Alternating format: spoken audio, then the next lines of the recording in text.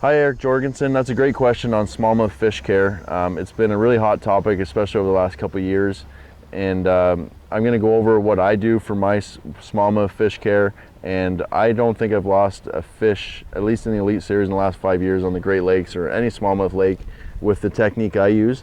So I'm just going to go over it quick, and hopefully it helps you and a lot of other anglers look after the smallmouth, because these big smallmouth are old fish and we want to look after them in the fishery. So what I do in the morning is I have one Livewell system, so I'll put about 6 bags of ice in my Livewell while it's on the trailer, and I'll close the Livewell and I'll put the boat in the water, go out to clean water, like fresh clean water, not in a bay. I'll fill the Livewells up and I'll plug the overflow hole so that none of that water can escape when you're driving the boat.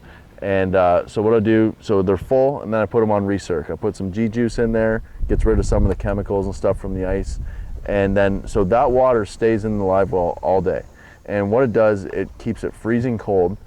And I think it slows the fish's metabolism down when it goes in there. And when you come back, or sorry, I skipped a step. So I do that, I catch my fish, I put them in there, come about noon, I'll add, depending on how hot a day it is, I'll add another bag of ice, and then maybe one more bag of ice around 2. And that water should always be colder than the lake water.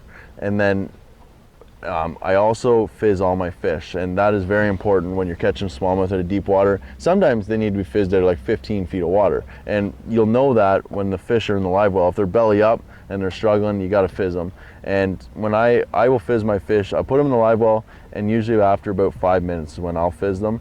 And you don't usually see it on many of the tournaments. A lot of times the camera doesn't necessarily show it, because the anglers catch the fish, put them in the Livewell, and fizz them a couple minutes later. And that is vital for these fish to live as well.